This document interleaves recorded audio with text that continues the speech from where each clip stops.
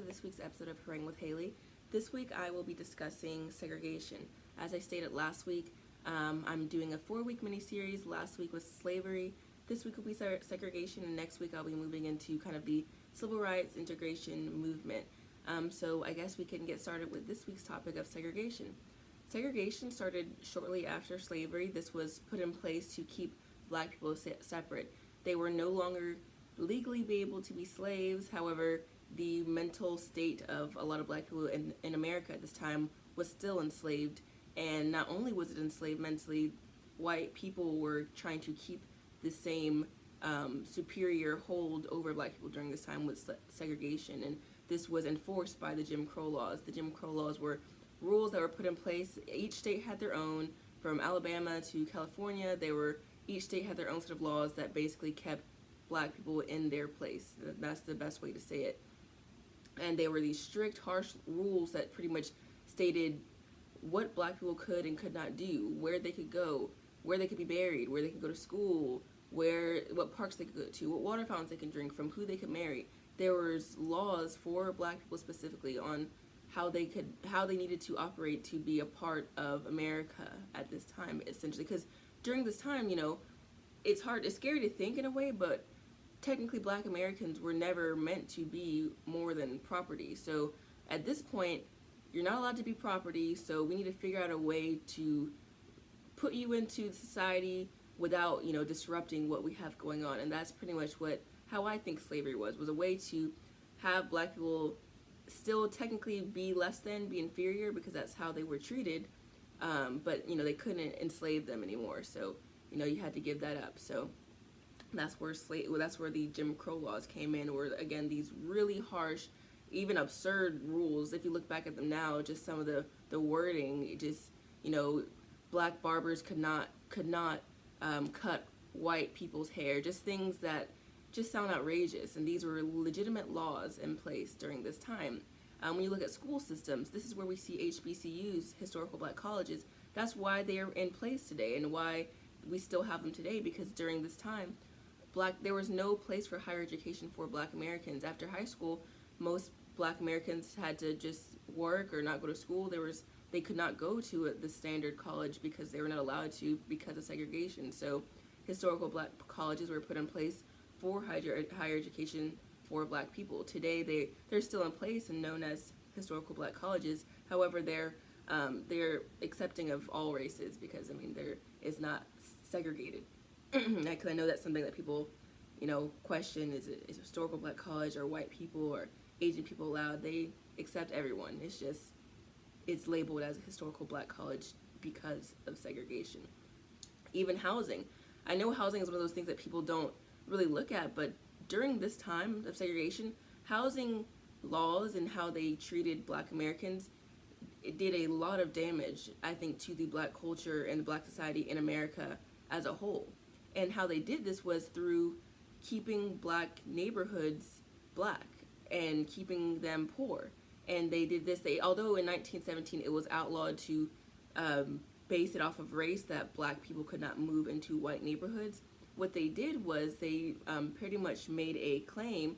Herbert Hoover created federal zoning committees, and he essentially persuaded them to put laws in place that ban lower income families moving into middle income neighborhoods. And again, at this time, it's 1917, so this is one generation after slavery. So most black Americans, they didn't have a savings account during slavery, so there's not much wealth to pull from, so most of them would be considered lower income families.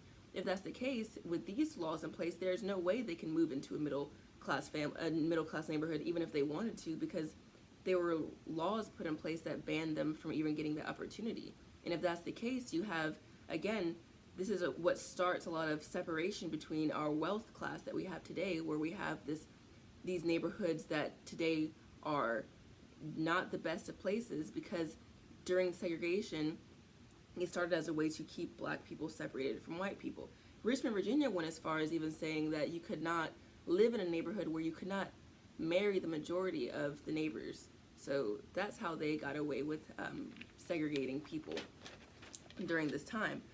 And now we have the 1930s, what is called the the Federal Home Loan Bank Board, what they did was they pretty much mapped out zones, and with these hazardous zones they mapped out, they started redlining. And what redlining is where you essentially label certain neighborhoods as hazardous, and once you're considered to be in a hazardous zone, you can't get loans, and if you can get a loan, they're for outrageous prices. So essentially, you're stuck.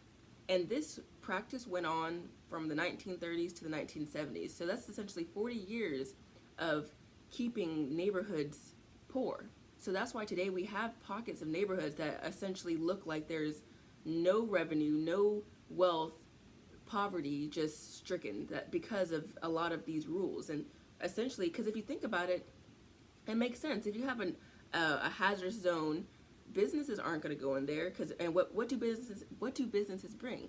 They generate wealth. They generate more people moving in, probably more wealth, more income. With more income, you have better education. You have more opportunities.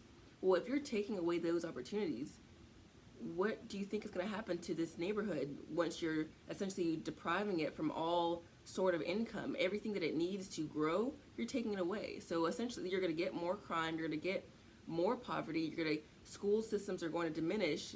There's nothing there for anybody because you're taking that away. And on the other hand, you're giving this neighborhood more business, more opportunities, more income. So they're thriving, they're growing. But the catch is, these neighborhoods that were labeled were black neighborhoods. So you can't even, black people that wanted to essentially get a better education, better opportunity, they weren't even able to move into these neighborhoods because they were labeled in hazardous zones. And even today, of course, segregation is illegal, but it's crazy to think that we still have schools that are considered segregated. And it's not by racial laws that are put in place, it's just by communities and cities that were set up through segregation. We have schools that have 1 to 10% diversity because of segregation, and that's awful to think about, because if you have a school that's 98% black, when those kids, if they leave the area, that's a poor representation of the country we live in. And again, I think that's some of the issues that we're dealing with today. When you have neighborhoods that are poorly, not diverse, they have a poor representation of what the actual world we live in today are, you don't get exposure to other people, you don't get exposure to other cultures. So when you do meet them, there's a lot of boundaries that people are crossing because they don't know. There is no chance for there to be some sort of understanding of each other, and a lot of this is due to segregation at this time. And linking this to today, I think segregation, I'm not putting slavery or segregation as one or the other, but I think segregation had a huge impact on the black community even today, because again, this was more than being, chained and beat. We were still getting that treatment, still getting killed, still getting lynched, still getting whatever done without any repercussion because of being black. And there was, the government was not there to protect black people at this time. So those things were still happening. However, it was psychological. There's a lot more psychological effects that were done during this time. To see coloreds only, whites only, no colored people, for people to tell you that because you're black, you cannot go to the front of the line. You need to get your food out back. You need to sit in the back of the bus. You need to sit on the balcony for the theater. We don't want to see you. We don't want to touch you. If you've touched it, we need to burn it. We need to get rid of it because you're black and you're subhuman, you're inferior to us, you're dirty, and we don't want that. That's essentially what was being communicated during this time. And I think it's a fine line to think about, because we, on the other hand, we look at, I'm going to relate this to something that's current and relevant, bullying. There's a lot of people say, kids are bullied, that's why they, kill themselves or bring guns to school and lash out to other kids because they're being bullied, they're being treated poorly, kids are saying things to them. Well, if we relate this to the black community during this time, this isn't just name calling, this is a whole government put in place to keep you beneath another race. The whole system, the whole government system was designed to let black people know they were inferior. And if a black person tried to state their right of being a person, who knows what would have happened. They could be jailed, killed, anything, mutilated, literally anything, and there would have been nothing done about it. All you can do is pretend it didn't, because there was no one that was going to help you, because it didn't matter, because you were Black. And I think it's crazy to think about, and especially if you think about when it happened. We're looking at the 1940s and 50s. This is my grandparents' time frame. This is, the people that raised my mother. So it's like, that's not that far away. This is people that are still living that felt this way. They're still alive. People that truly enforced the Jim Crow laws and believe that wholeheartedly are still alive. They're still, and granted, I'm sure a lot of people change their minds. They realize, Black people aren't that bad. I understand now. I see. I was blind. Now I see. Some people have that, but there's a lot that don't. There are a lot that still feel the same way. The only thing that keeps them from feeling that way are laws in place now. However, if you have an opinion, you have an opinion, and that's what I think is important to realize, that as a Black American, you have to think about that. If you see someone, like, people genuinely still feel that way that they did during segregation in 2019. But, a lot of people don't want to think like that, because it's hard to think about, and it's not necessarily a nice thing to want to believe, because we have come a long way, and it has been, over 50 years since those times, but that's still not long enough, really, to change an entire mindset and a culture that was so heavily enforced. And again, when I say heavily enforced, it was heavily enforced when it comes to how Black people should be presented as citizens in America. And I just think it's just important when you talk about where we are today, when, of course, 2019, I've been to college, I've gotten my undergrad, my master's, I've had plenty of opportunities, and I would say a lot of other Black Americans have had opportunities as well. However, you have to think about where we're coming from when people are talking about how it affects us, because I think that's an easy thing for people to say, well, it doesn't affect you because you didn't go through that. I didn't. I know I didn't. However, when you think about the opportunities that were taken away, most white Americans have been able to go to college since they were in England or wherever they migrated from.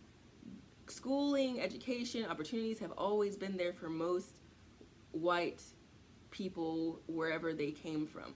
While being in America, Black Americans did not have that. During slavery, they were killed if they read and wrote. They couldn't even read and write in English legally.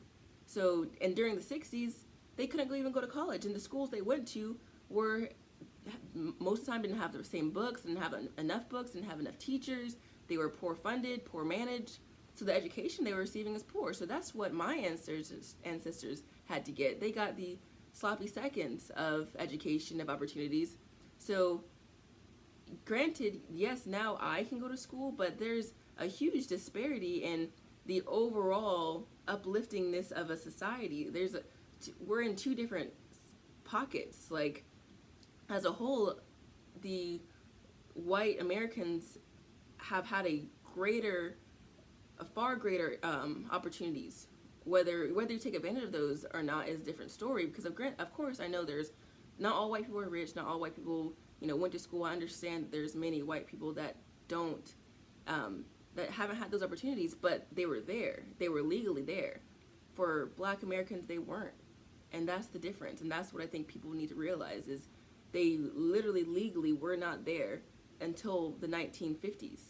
So that's 2 generations ago-ish, depending on how old your parents are, that they couldn't go to a standard university to get a higher education, to get a better job, to run a company, to own a company. Those opportunities weren't there. And I think that's important to see when you want to understand what the differences are when we're looking at Black culture and white culture in America and where we are today.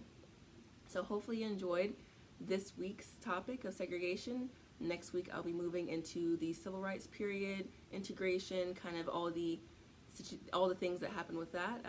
I hope you guys are looking forward to that, as I am, and I look forward to haranguing with you all next week.